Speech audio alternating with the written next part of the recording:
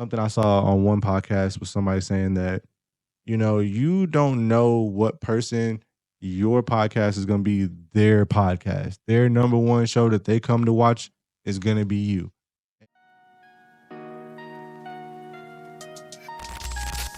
Underground types. They don't do it because they want to be famous, rich, wave their hands in the air. They make music because they love it. Underground. Today's guest is a man that I've known my entire life and I've grown to respect and admire. He chased many dreams, failed at a few, but accomplished the ones that set him on a course to become the man he is today. I wouldn't be sitting here without his efforts and all his achievements. Today's guest is the creator of Super Casual Dad, King Oops, the man himself, Ian Roberts. How are you doing today? Let's go. Let's clap it up for your boy. Hey, I appreciate it, man. I'm feeling great. I'm really excited to be on the pod just to talk about the journey and everything that we're going through right now and just the growth as a person. This has just been an incredible experience. It's something that I never saw taking off in the manner that it has. But yeah, man, I'm excited. All right. Well, welcome to the show. It's fantastic to have you here today on your birthday of all days. My guy is out here, 36 years old, man. How does it feel? Man, 36. I wish I could tell you how I knew how I feel. Honestly, it ain't even sank in yet. It's like you closer to 40 than you were to 30, and that's just a whole different ball game. Can't really, see it right now, but the grades is locking in on your boy. This probably gonna be the last birthday your boy make it out here, and you ain't seeing the salt and pepper. So yeah, man, it's just a blessing to make it to this age in the first place. There's a lot of homies I didn't had that didn't make it this far, and just grateful to be in a position where, I've lived a life that allowed me to follow my dreams and passions, and I'm not sitting here full of regret, wishing that I had did things or accomplished more or whatever. But, I always was taught to live a life with no regrets and just do everything the first time because you don't get a second chance. So yeah, that's kind of how I feel. I'm sure as the days progress after today, I'll try to, birthdays are always one of them times where I feel like I'm more, what's the word I'm looking for? More like in remembrance of things. Like I tend to think a lot about like, things that I've done, things, people that have been there for me, or just the place like my kids and stuff, just having those new interactions and just being genuinely grateful for life every single day. It's the weirdest feeling in the world to wake up and just be so grateful every single. I never have had that in life before. So yeah, I'm just very grateful, very grateful. Okay, so before we dive into your YouTube journey, you have a very diverse background that doesn't exactly scream, podcast producer, YouTuber. So let's just give maybe the new viewers who might be watching for the first time a little bit of background information. What are some of the things you've done in your past that have kind of led you to where you are today? And maybe how those have impacted your early success with YouTube. Yeah. Diverse background is it, right? So for those who may not know much about my background or you haven't seen content, um, went to school for behavioral neuroscience, worked in a lab for IUPUI, and kind of just decided, I was more interested in business and making money versus spending all your money and time in the lab. It was a great experience, but it definitely I was grateful to be able to learn early that this isn't a career I want to pursue, even though I had already spent basically what I'm 3 credits away from a degree in neuroscience, but I walked away from that for a six-figure job in insurance sales. Spent 10 years in insurance sales and just made a really great living in doing that. Met some great people along the way.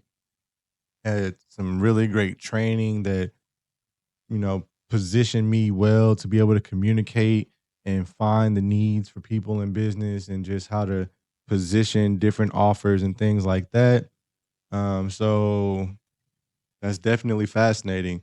So, with your different experiences that gave you the business information to have the confidence to try to start the business side of YouTube, and with streaming for a while, getting kind of the knowledge of creating content, would you say that helped you find, kind of your niche for YouTube, where, a lot of creators when they first start, they might be kind of struggling like, what videos do I want to make? What kind of content do I want to produce?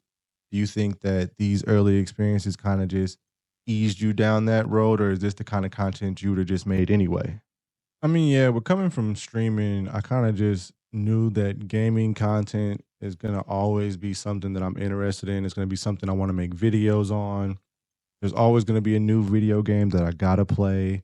And then, so I can go into some of my other interests. I didn't want to get bottlenecked in just the gaming and like streaming.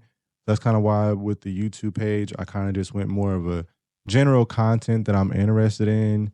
And then the real purpose of the YouTube page is to branch out into just, lifestyle content, things like the side missions of life where I'm learning different, skills, languages, hobbies, whatever, etc. And then that's going to lead into more lifestyle content when my kids get older. I have plans of like as they're in those formative ages when they start asking questions, to do like a podcast with them and we kind of go through the things that are on their mind. um I really want, I got a lot of friends who stream, and they got different platforms, they podcast, they're doing a lot of different things that kind of really inspired me to even want to jump into it.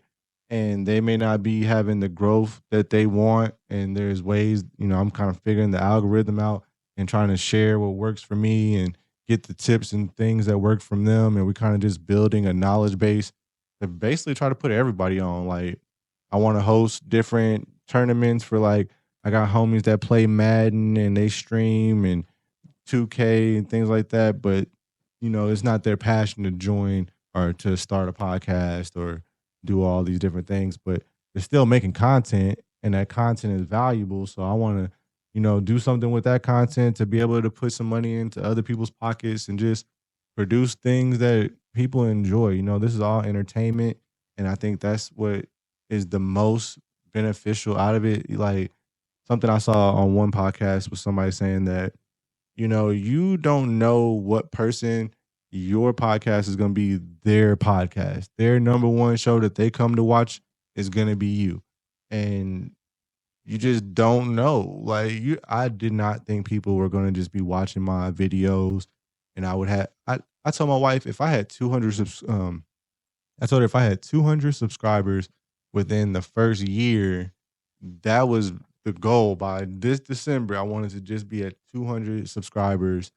And I think it was maybe, I don't know, maybe 2 weeks. And now it's happened so fast, I'm kind of forgetting already. 2 weeks into after the first video, I want to say I was creeping at like the 200, 225. I had cracked it a little bit. But yeah, I think somebody from South Africa had like 500,000 followers or something. They shared my video, and next thing I know, I'm getting like 80 subscribers every single night, and that shot me up to like 600. And then from the 600, it's kind of been more like a trickle of maybe 30, 40 a night, but there's still it's 30, 40 subscribers. These are people that have decided, yo, I fuck with what you actually putting out here and I want to see you again type. Like, you can get views and you can get all this other stuff, but you can't really make somebody subscribe and stay subscribed because I'm posting a lot of content. I'm posting almost daily, well, daily, Monday through Friday. So that's a lot. Somebody could easily be like, yo, I'm not following this dude. And I have lost followers. I've lost more followers than I've actually ever had on any of my other pages. So it's like, you just want the people that are there to enjoy your content. And I think there's a big focus on like finding a niche or this small category. I would say your niche is as small as the person you are. So if you have varied interests and there's all different types of things that you're interested in, why can't you make content about that? It doesn't have to. So like, I love gaming, but I also love music. So I'm learning how to DJ. all this videography and photography. This is a skill. I want to get back. I was in school for Spanish. Technically I should be bilingual, but I just don't use it enough to remember enough. But I dove into the VR immersive app and was testing my Spanish, and just so I feel like as YouTubers, you got to decide: am I making content to get views, or am I making the content that I enjoy? And it's cool to make a video that gets views to get on to like get your page numbers up. I had positioned myself to where I had the idea in February to start a YouTube page, but I just wanted to get my name secured so that somebody else didn't take the idea. But I didn't post till April, and lo and behold, Drake and Kendrick started popping off. And I remember, I think it had to be after the first diss. It had to be after, not like that, but whatever came after like that, I was just like, man, this is about to be some back and forth shit. Like, let me get my shit together. So I sat down and, got down, recorded my intro video, just like who the fuck is Super Casual Dad, what the whole point is. Um, yeah, and I just wanted to make sure I was ready. And literally, I posted that video, and that night was, I want to say, the night Kendrick responded. I don't remember, but all I know is during those back and forths and making videos on that content, it was definitely a good time to be positioned on YouTube to catch the wave. So you always got to be paying attention. What are the waves in media right now that can get the algorithm to come my way? And if it fits your content, yeah, go ahead and make a video about some shit. I love Drake. I love Kendrick Lamar. And that was a no brain situation where, yeah, you make a video. Like, what do you, come on. But I would say not to focus so much on just some specific niche, and just see what you like, because you're going to be more passionate about the things you actually enjoy, and people are going to be attracted to that. So it makes sense to make content that you enjoy, because a lot of times when you start making content, this is what your page does. This is what people come to you for. That's all they're going to come to you for. So I'm starting out the gate. I'm throwing this, that, and the third. This is what I like. This is what I'm on. Do you enjoy it too? And if you do, let's talk about it. Feel like that. I would also say do your research. Look into the algorithm of, not the algorithm, but look into like trending topics. Search your topic. Search the thing that you like and see how many people make views. If there's a lot of people making view, or not how many views, how many people are making videos. If there's a lot of people making videos and those videos are getting a lot of views, odds are you can make a video and get some views. Now, are you going to get what the number one content creator in that space is getting? No. But with the right, title, description, hashtags, things of that nature, you will skim some views, and that'll get you some traction and get you going. And that in the early process is very rewarding. Like, every view counts. Every subscriptions is the greatest endorphin rush of all social medias, because it feels like you got to earn it a little bit more. And it's like, I would say the research into your particular topic will tell you if it's worth your time or not. I mean, yeah, it definitely looks like the research is paying off. You know, I see here that you've gotten over 800 subscribers in your first month, over 19,000 views, 500 hours of watch time. What would you say you would attribute to this initial growth? And how do you plan to sustain and build it, into the future? I mean, that's a good question. And honestly, I would probably say the Kendrick and Drake beef was very impactful to my early like growth, just because at the same time me dropping my own podcast, I'm dropping videos. And I mean, so you see, I built a studio to just record and make content. So I was ready to go when that shit dropped. I literally had a video on YouTube. I want to say within 30 minutes. I was processing I had the standard version on that bitch within the first hour. And I think there was the video of whatever song it was at the time, and There was one other one where it was just them playing the song, but nothing on it. They just recorded their song and put it on YouTube, and then I was the first reaction. And reaction videos is just big, period, across all social media. It to me is probably the easiest thing you can make to gain viewers and views. But there's also a tendency with people who do reacts, they get bottleneck, and then all they can do is react videos. And I'm not reacting to just everything. First off, my personality isn't a reacts personality. I'm very chill. This is probably going to be the podcast where I have the most energy because it's the most free I can be. This is like taking off all the restrictions, all the filters of the content. This is just who the fuck I am type. And realistically, I don't I can't be just who I am all the time when I'm trying to make content and thinking about an audience. And I mean, you you can go from speaking slang to using a big word and you lose people. So you got to have a speech that's tailored for the content that you're making, but at the same time being informative and respectful to people's time because people want to learn something.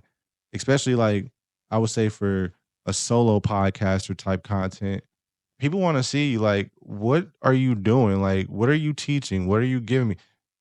Things that I look for are like, what are you like literally doing? Like, what are your editing techniques? How do you edit a solo podcast when it's just you? What are your, transitions into topics? Are you doing a lot of just in front of the camera, just chilling type stuff? Are you making actual content, reviews, things of that nature? And I'm a sponge. I'm learning from everyone in all of these genres, and I'm going to do a little bit of everything and see what I like, see what the people like, and if it works, it works. I mean, yeah, you're gonna make some videos every now and then for the growth.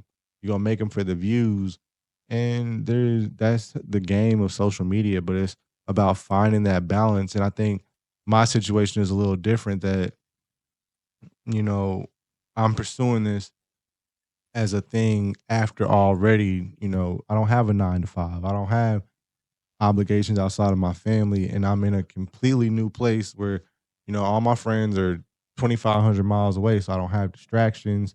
I can lock in and just produce, produce, produce. And I built my life right now around being able to produce. So if I can sustain the growth by anything, it's going to be consistency. If you are constantly putting videos out, there's going to be a viewer that's going to view it. And if you're consistent and you get enough viewers that are actually genuinely interested in what you're talking about, they're waiting for your content. Like when Shits and Gigs drops a podcast on Mondays, I'm there. You feel me? Like I ain't never watched podcasts before Shits and Gigs like that. Like Joe Rogan on them been out for years. I knew it existed. I've seen the clips. Obviously, if you on YouTube, you see it. But I never sat down and watched a podcast. I had homies that podcast. I checked theirs out intermittently type. But to follow up, I got Shits and Gigs. I had they Patreon type. So yeah, it's just a power, and when you build a real audience that fucks with you, they gonna fuck with you with whatever. Them dudes be on there talking about their workout routines and the shit that makes them happy, sad, whatever. And we love that shit. We there for it every week. So that's what I want to build. I want to build an audience that just allows me to be me and they enjoy me. Like I'm one of those people, like I say some wild shit and then I go do some wild shit. And this channel is my creative outlet to be able to just, that seems interesting. Let me go try it. That is a cool show. I want everybody else to watch this show. Like I'm talking about things that may be mainstream or they may not be mainstream. I'm gonna talk about what I like. So yeah, I think that's what hopefully will get me the growth in the long run and just be sustainable over time. Well, I mean, it seems your approach is working well. What would you say have been some of the most positive experiences you've had so far on YouTube? I mean, I would say so far for me is like just having an audience period. Like the fact that anybody is watching and the returning viewers, that's one of the dopest like analytic statistics like you get to see because it's not as many as you would think. Like, all right, so I got 800 subscribers. Maybe 100, 200 of them come back and watch the videos, even though they're still subscribed. They just, for whatever reason, I mean, you could subscribe to a million people on YouTube, but to see returning subscribers and then like seeing people from all over the world, like I said, somebody in South Africa shared my content, and now South Africa is like my number two place.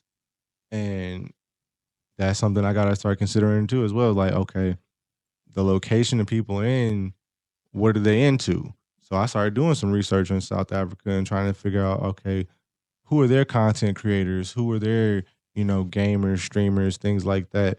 And we'll see where this goes. We'll see how the geography or how the audience builds. And if there's an opportunity to put in some work overseas, hey, we'll make it something happen. And then, you know, the opportunities are just not, I think everybody focuses on monetization. And yeah, of course, I want to get monetized. That's what the road to 1,000 subscribers is for, and getting the hours so that you can make money off YouTube. But the opportunities that may come outside of just YouTube are endless. You don't know what can come from just putting yourself out there. And I think that's the thing about me going into this. I have no expectations. I didn't come into it like, oh, I'm going to do this to make money, or oh, I want to be famous, or I really didn't have. I wanted to be. I remember. I can still remember being at Ball State, and I remember sitting on the couch. I want to say I was with my homie Jay and smoking. I was just like, bruh, I just want to blow and play video games like for life. And I really start patterning my shit out to where I had the time. I want to smoke or drink, do whatever. I am retired. I do as I until I had kids. Now I'm not. I mean, I'm a full time dad, so shit. That smoking drinking shit went out the window. Now it's like I'm changing diapers and answering questions that have no answers. So yeah, my times have changed a little bit this last 3 years, but I love it, man. Like I honestly built everything I ever built because I wanted to have a family. And I wanted when I had a family to be present. I didn't want to have to be pulled away because my job says I have to go do some shit, or I can't get time off work because I gotta meet deadlines and stuff. Like, man, in sales especially, your month starts over every single month. Like you could kill it this month, and on the first of the month, your whole goal, quota, all that shit starts over, and it's just a grind every month. And the only success, well, not the only, the best and most successful people either figure out how to do more work in less time, or they spend more time doing the same amount of work. So it's just that shit was dead, man. I remember being so burnt out. Oh man, I couldn't go back. But yeah, I would say the audience growth is a positive. The confidence boost, like I hate the sound of my voice. Editing these videos, I sometimes genuinely put that shit on mute and just get it out. And that sometimes if you're a person who's getting hung up on quality and production and all that, hey, make a video and get it out. You could make the best video of your entire life and ain't nobody gonna watch it. Or you can make the worst video of your entire life and ain't nobody gonna watch it. But you'll make 100 bad videos and nobody's watching, and then boom, you make a good video and everybody's watching. So it's just consistency over time. It always wins in life. Like that's a principle of the universe type shit. So yeah, those have been the positives. I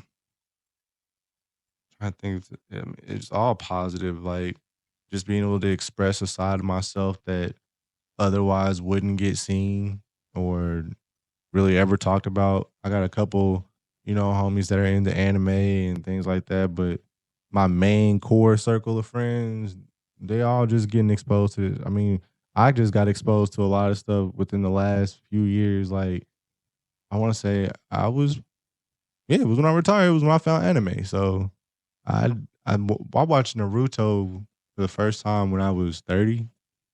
So what, 6 years ago? And it's like the last 6 years have been so full of anime and different manga and different web series and just so many different things. A lot of times I got homies that they'll just post some shit like in Blurred Media. Shout out to the homies.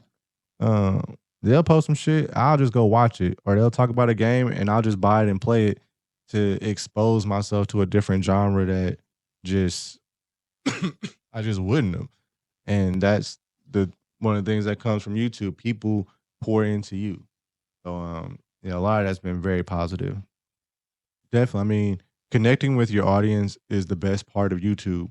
You're finding the people who enjoy the same things that you enjoy. And also with that, you might find some people that don't enjoy the things that you enjoy. So with that, I would ask, what have been some maybe negative experiences that you've had so far? Yeah.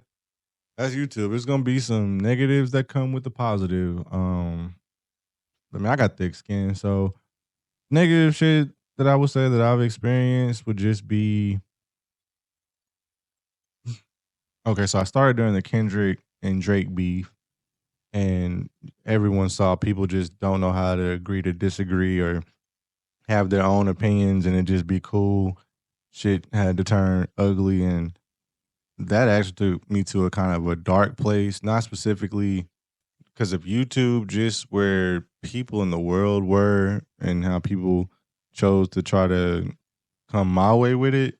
And anybody who knows me just knows that's just not some shit you do. You feel me? Like, I'm gonna treat you with respect. You gonna treat me with respect. If ever I feel like it's not respect, I'm gonna address it. And it was some people that just had to be addressed a certain type of way. But other than that, I say it's kind of weird. Like you put out the podcast and it has nothing to be negative about. Like I'm telling you about games that are dope and shows that I like and other dope experiences. But you still wind up with random dislikes, and I don't know why I can't see them on YouTube. I would like to see how well you can't. In the analytics, it does show you how many, but like when you go to a video, you don't see them. So like if you don't go check the analytics, you don't even really know they're there until you look at your percentage, and you're like, why is that shit at a 34? And again, Kendrick and Drake. There's I don't remember. I think it was Meet the Grams I didn't like, or I don't know if it was Meet the Grams or if it was Drake when he dropped his shit. Some people didn't like my response, and just I'm pretty sure I have some subscribers that just subscribe to dislike things, and that's cool too. Give me the interaction, give me the engagement. You feel me? I just appreciate everybody who's even clicking and making impressions and doing anything on my page. That's what YouTube is gonna bring. It's gonna bring the good with the bad, and you just gotta be tough enough to deal with it. I ain't had nobody say really nothing crazy. Oh, I would say the thing that I probably dislike the most about being in a public space like the internet and YouTube, I don't like being misinterpreted. And I feel like a lot of times people will only hear what you say and don't listen to what you're saying and why you're saying it. There's just a sound that's going through their brain, and all they're waiting to do is respond. And sometimes people respond, and I'm just like, "What are you talking about? I don't know what you're talking about because that's not what I was talking about. So what are we even?" And then it's like you can't even go back and forth and have a discord with people because it's just gonna get ugly so quick. And everybody's got this like need to flex and prove their intelligence and shit. And I'm just not on that. That's the whole point of super casual dad. Like you can be smart, you can have information, and when people enjoy the information that you want to give, share it. But know when it's time to shut the fuck up. And don't be that guy that's constantly offering all your information when no one asked for it. and it's unappreciated. Go where you are loved. And sometimes that's not my page. Like I can enjoy your perspective, and I think everybody has their point of view, and I do believe it should be heard. Sometimes you got to hear some shit you don't like to learn some shit. I mean, it's great to hear how you're handling both the positives and the challenges that come along with being on YouTube and just opening yourself up to the public scrutiny that comes with that. And, at the same time, I see that you're still gaming and streaming. How has that kind of, affected either your time or has it lended to your content creation? How does that fit in? Yeah, I mean, I would definitely say gaming is kind of not necessarily taking a backseat, but I'm laying a foundation right now for YouTube and just like the brand right now. Got the super casual apparel kicking off. Go ahead and link in the bio. Get into that later. But yeah, I'm just kind of right now focusing on YouTube, getting this first 1,000 subscribers, getting my watch hours up. The gaming is a part of it because a large basis of my content that I want to create is gaming. And I make the reviews and recommendations weekly, which I will probably start making more of recommendations versus reviews just because I'm looking at the analytics and they just, for whatever reason, aren't doing as well right now. But hey, that is what it is. And you learn and you adjust. But them take a lot of time. So it's like, all right, that's another thing. You got to figure out where to invest your time. I may want to be doing game reviews and ratings, but maybe just game reviews is getting watched and the ratings part isn't. So it's like, why would you spend the time to create that when that's going to be the thing that a viewer clicks off your video from? So it's just finding the balance. Obviously, my passion is gaming, but honestly, I'm loving this space of creating content and filming and editing and lighting and presenting a quality image and sound. And it's like you never get it completely locked in. It's always something you want to change and you want to dial in. And there's some more depth you can get to, your edits and techniques. And so it's just so many new things to learn that I'm almost overwhelmed, and then trying to fit in games that are 60 to 80 hours of content. Luckily, again, I kind of planned out what I was doing when I had the thought of making a YouTube page or channel. So in February, that's when I kind of knew, okay, from last year with making TikToks and streaming, with TikTok going that they could be banned, it was like, all right, I need to stop focusing so much on just TikTok and look at the other social medias that I have right now and be building them in tandem. And then I kind of just remembered YouTube pays. So I was like, why have I not been focusing on that one? Um, so I was just like, all right, if TikTok's going to end, let's try to make content over here. And it's kind of hard because my TikToks do well, but as shorts, they don't do as well. So shorts is the area that I would say on YouTube that I'm kind of still learning the most, even though that's the one that everybody says is the one that'll blow you up. But in that same caveat, I'm streaming in vertical on YouTube because vertical gets put into the shorts algorithm and you can be viewing shorts and come across the live vertical. So um it's just I'm trying to get the gaming in as it comes.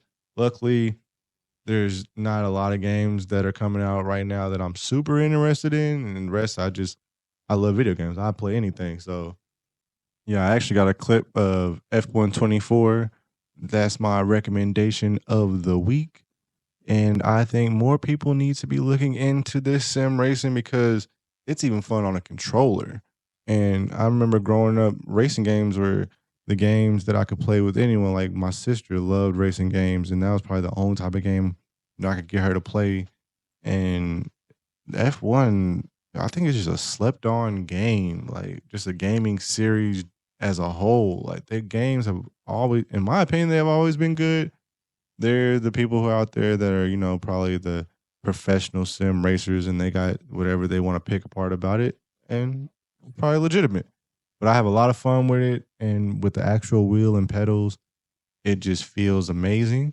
So let's go ahead and take a look at this clip that I got and see if it's something you guys would be interested in. Are you ready to feel the rush of Formula One racing right from your couch? Check out F124. This game puts you in the driver's seat of the world's most prestigious motorsport. Race on iconic tracks, manage your team, and experience the thrill of the Grand Prix. F124 features incredibly realistic graphics, a deeper career mode, and enhanced physics for a true-to-life racing experience. Plus, the new dynamic weather system and improved AI make every race unpredictable and exciting. I love F124 because it captures the essence of Formula One perfectly. Whether you're a hardcore sim racer or a casual gamer on controller, the level of detail and excitement will keep you hooked for hours. If you haven't tried it yet, get behind the wheel of F124 today. And don't forget to like and subscribe for more game recommendations. Oh, wow. I mean, your passion for gaming, it really shows through. And F124 looks like an amazing game that I'm going to have to try as well. And, with that and being so excited, how do you kind of navigate your gaming interests as well as creating content for your entire audience? I mean, it kind of goes back to what I was saying about just building an authentic audience in the first place. So my gaming content, if I'm making it now and people enjoy it, hopefully that's what they're enjoying later.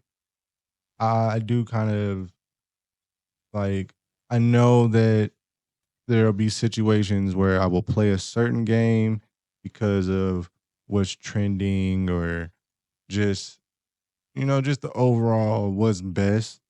That's just real. Um but I really want to play like games I'm passionate about. I want to play the games that maybe not everybody else is playing so they can see, yo, that shit's fun. And I fuck with Ian. And I know that me and him like the same type of thing. So, okay, I might like that game too if I give it a try. But until you see somebody you really rock with playing something, dropping 50, 60, $70 on a game, it just is not something the average person is just doing on a whim, and that's really sad because that's just the state of where gaming is now. It's like, this ain't for kids. Like, this shit is grown man business. Like, ain't no kid that can, well, there are kids now because parents got money. My kids got, I ain't gonna trip. But not everybody can just buy the newest game right when it drops. And that's another reason why there's so much room for the content creators and this audience growth. It's just people are unable to afford games and they still want to have that experience of, you know, discovering the different storylines and experiencing the different worlds and just all the things that are great about video games. And a lot of it is like watching a movie. So, yeah, the right game, you could sit down and just hop on YouTube and watching it would be the same experience as playing it. What was that game? Senua Saga Hellblade 2. I just finished that. That's definitely a game that you could watch the gameplay and it would be perfectly fine. Like you have missed nothing. It was a great game. It was fun, but there's not a game you're gonna be sitting here like, oh my god, it was the best game of my life and I missed it. So I don't know, but yeah, that's where I'm at with the audience growth thing. Like, I just hope that people enjoy the things that I'm putting out. I hope people watch them. I hope they gain something from them. So, like, I started doing the word of the days based off the reviews from the games because sometimes there's a specific word for an emotion or situation you want to convey. And a lot of people have what's the average reading age? A 7th to 8th grade reading level. So it's like, I want to help people expand their vocab. I want them to be able to enjoy a different game base than they could have before because maybe they just didn't have, the base knowledge behind all of the shit. Like I did word of a day called for parry, which, if you play games, parrying is when you do a counter move and block, whatever.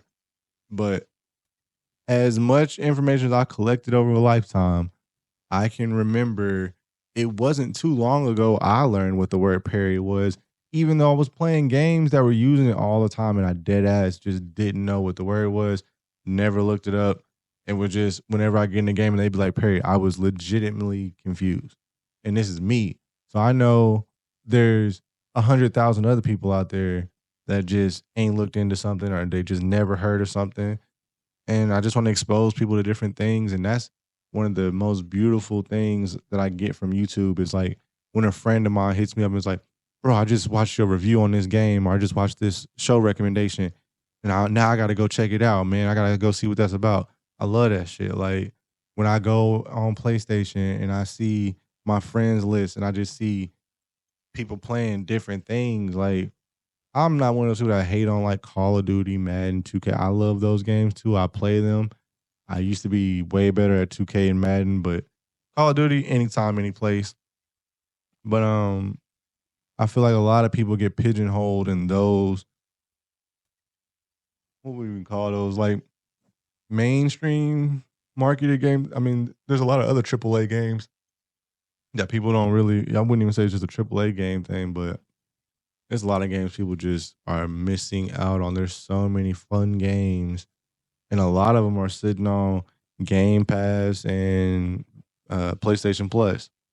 So if you just getting into being like, I got homies just got PlayStations. I got homies that I'm still begging to get a PlayStation. Bruh, let's go. F124 is here. Talking directly to this man now. So yeah, that's just that's what I hope comes from all of this. I just hope more people get interested in new things that they weren't before and get exposed, and the audience will grow how it's supposed to. I mean, that makes a lot of sense. Now, speaking of engaging content, you're currently at an average viewer duration of about 2 minutes. Now, that's a bit higher than most new channels, but it's still, you got a ways to go to be at the level that you want to get to, I would assume. So, what are kind of some strategies that you're planning to kind of roll out to help bring that number higher? Yeah. So I would probably say view duration is um probably my focus going in to this. What are we in? Second quarter, third quarter? So for second, third quarter, I'm gonna be focusing on viewer duration and just trying to get my hours up. Hopefully I'll have all my 1,000 subscribers here very shortly. Um this video comes out on my actual birthday. It could have happened then. So if it has happened, I appreciate every one of y'all, every camera we in. I appreciate the love. Even if we're not at 1,000, I still appreciate the love because it's just crazy to even be in the ballpark. But yeah, so as far as viewer duration, I'm at what, like 2 minutes. And I think the average for new pages is like 30 seconds to a minute and a half. So with that, I'm just barely ticked over that. And the things that I want to do to try to get that up.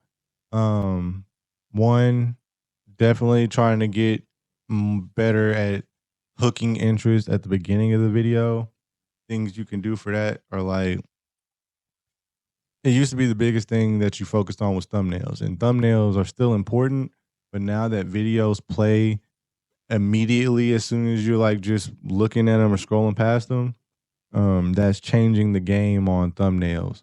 And so now that first little 5 seconds, 10 seconds that plays, that's becoming the thing that can make or break you. So a lot of my previous videos, they are just, I have an introduction at the beginning. That's not what people are coming for. And you just got to think attention spans aren't that long. So things you can do for, keeping your viewer duration up is making sure that your content is visually stimulating. You have good edits, you have good cuts, you're using, things as simple as subtitles or captions, I should say. The captions can keep you intrigued because your mind is constantly reading the captions, and people have gotten really smart about how they do those. And with CapCut, You can change the format and I'm sure you can do it with others, but CapCut has all these different presets for different caption styles. And I mean, honestly, for a person like myself, CapCut for viewer duration, that's been everything. Like all my editing I'm doing with things from CapCut with the AI programs and just all there's so I could make a whole video on just CapCut. Um yeah, just things like that, things to keep your user or your viewers engaged. Questions, polls, anything that you can get somebody to generate engagement in the comments, things of that nature, keep people engaged. And I would say consistency. When someone is reliably able to count that your videos are going to be there, a person who watches your videos all the way through will continue to watch them all the way through. Now, you start missing a couple weeks, that same person, one, may not even be there to watch the video at all, but two, odds are they're not going to watch the whole video the next time they come back because their last experiences weren't great. And I think that's something else I'm focusing a lot on for this coming months. And, what was the experience the last time I watched a video? And what is my intention for the viewer's experience? Like a video like this is me on a plate. Like it might get 5 views, but me going and playing the next biggest game and telling you these are the top 3 things that you want to learn or do before you jump into this game, I know creating content like that is going to hit for more views. So it's like, be purposeful in your actions. Like, what are you doing this for? Why do you want to create this type of content? What type of audience is it going to generate? And you know be aware of why you're doing it and what you're going to get out of it or not get out of it, and be cool with that. You made a video, sometimes somebody don't watch right now. You keep making videos, in a year from now when people are actually looking, they see your whole page, and then that becomes the video that everybody likes. So there's no rhyme or reason to you know stress over all these things and all these metrics. I think Mr. Beast said it the best. Like, it all boils down to, are people watching your videos and are they enjoying it? The likes, the subscribers, the views, all that shit, it matters, but it really boils down to, do they enjoy coming to your page and watching the videos? And I want to get better at being the person that when you watch my video, like, damn, what's this next one he got? Let me see this one that's about to play on the playlist. Like, I want to give them something that it can't be gotten anywhere else because it's just me. Like, you can only be you, and I think that's the most valuable thing you can be, because it's the only thing nobody can imitate. You could do exactly what I'm doing, you're not gonna do it like me. You can say exactly what I'm saying, you're not gonna say it like me. Um, Unless you AI, because now that's getting wild. But yeah. So viewer duration is a focus. I would say engagement is definitely a focus, because the more engaged you can have them, obviously gonna stick around longer. And I'm gonna be incorporating a lot more live streams, especially now with F124, Elden Ring coming out, and that'll help with getting the not view hours, the viewer duration, because people sit on streams longer on average than they do on a video. But you gotta think, why is that? On a stream, you're constantly talking, you're constantly engaging with the audience and having different things going on the screen, so you can mimic the same thing in your YouTube videos with editing skills. And that's kind of where I'm at. I'm building my editing. That would be, I had zero and now look where we at. So we're gonna see how this video turns out too. We're gonna be over here. If it's everything that I hope that it's gonna be great. Those are some really good tips for getting better audience engagement and just trying to get that viewer duration and your overall hours up, because that's probably the biggest thing, with trying to get monetized on YouTube. You want to get those hours up, because the subscribers, I mean, some people struggle with subscribers, some people get a million in 2 weeks. So it can be very hit or miss, but however you get it, you got to get those hours to go along with them. Now, one thing I noticed with your content that's doing pretty well, I've seen these different anime recommendations, different show recommendations you're doing every week. what are you watching right now? What's something good we should be looking into? Ah man, yeah. I stay watching something dope. Um, what am I watching right now? So let's see. I don't know how old it is, but I got into Black Clover.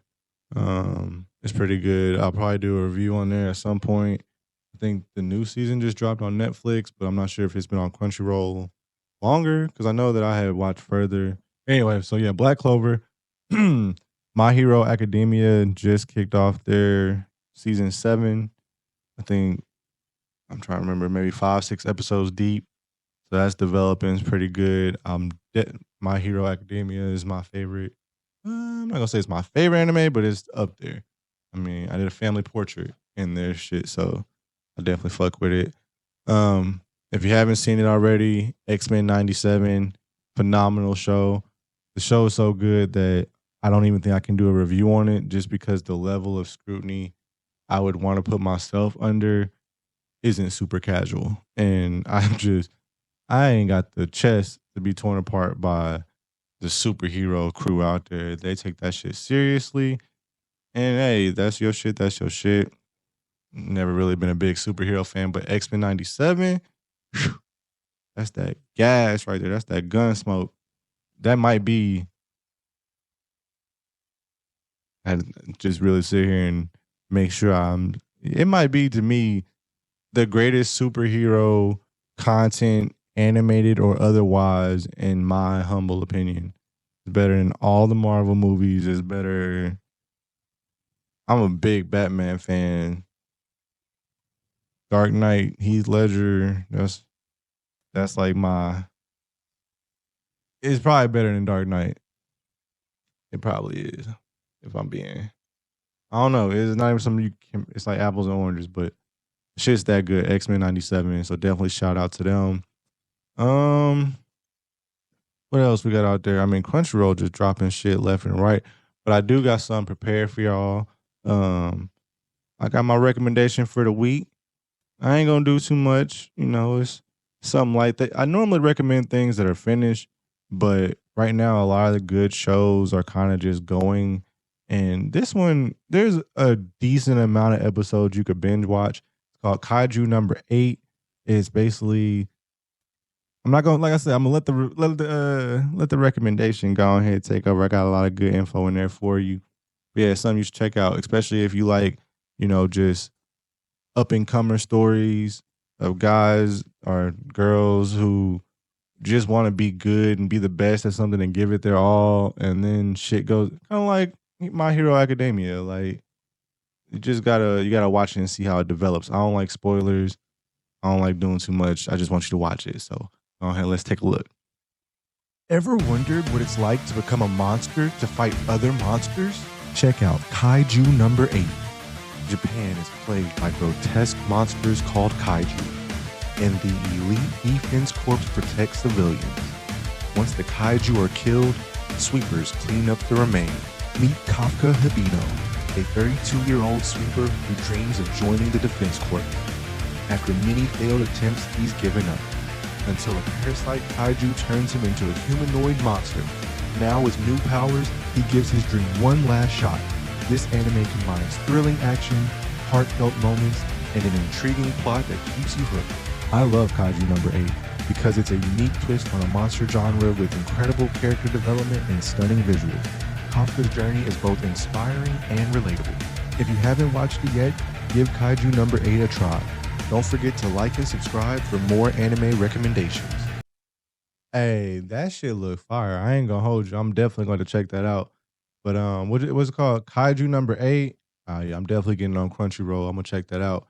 The intro alone is crazy. Yeah. So let's see. So we've gone over your background. We've gone through kind of what brought you on this journey of some tips and different things that you have for the different analytics to how to help improve your searchability, your place in the algorithm, viewer engagement, things like that. So, what are your goals for the next few months? How are you going to increase the engagement? What type of content may you have coming? What type of ideas do you have? Hmm. Goals. So, As far as like my goals, obviously monetization is big. I want to get over the 1,000 subscribers and get the 4,000 hours of watch time. As far as what content do I have coming up, I mean, I got a lot building. I just set up this whole area to record stream racing. We got the Elden Ring DLC coming. If you've been watching the pods, we got side missions of life, and that's just gonna be all types of different things.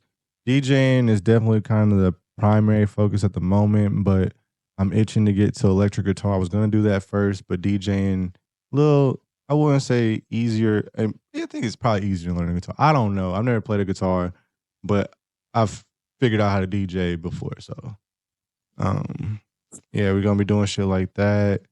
We got technology spot. There's some couple pieces of technology that I want to check out.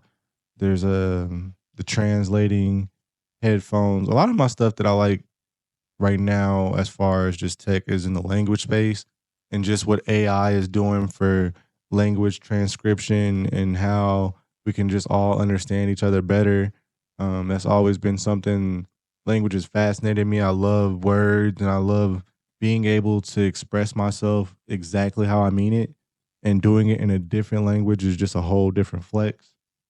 So that's coming. Probably do some actual interviews with some people that love and respect in the game. Been working with the boys over there at Blurred Media, boys and girls, just on some business type shit to try to just help everybody get their paperwork established so that they can monetize the business of creating content. A lot of people don't understand how taxes work, and business taxes are different than, individual taxes, and running shit like a business. There's a lot of benefits to it. And there's a reason why you see so many content creators popping up out of nowhere and doing all these extravagant things, because the tax code says anything that's ordinary and necessary to your business is a tax deduction or taxable expense.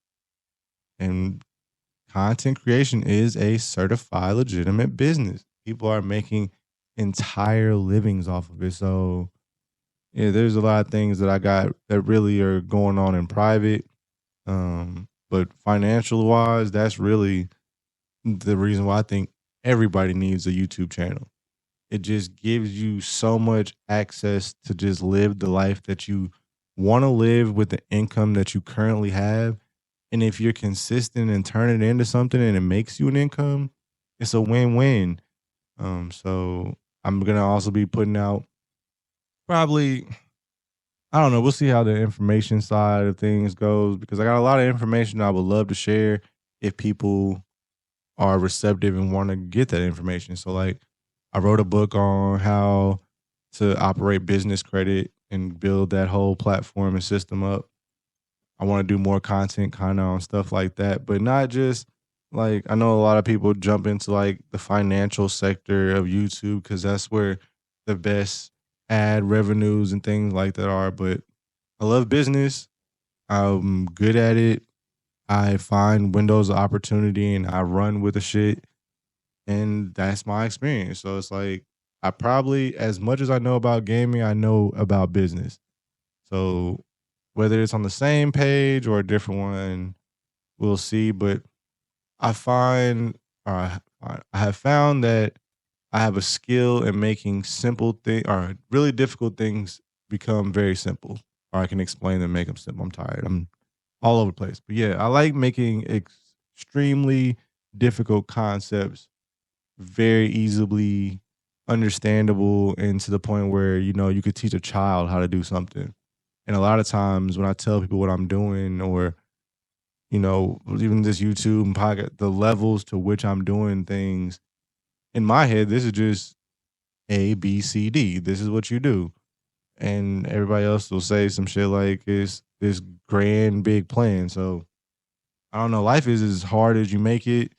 And I think that I am the most easygoing, relaxed person when it comes to like chasing a dream. You either gonna succeed or you're gonna fail.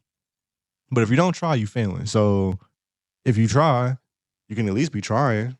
Yeah, you ain't failing if you're trying. You can get some shit wrong if you learning and changing, but just don't do the same shit, which is either nothing or the wrong shit over and over. So yeah, as far as that, that's my goal. I just want to get a little bit better every video.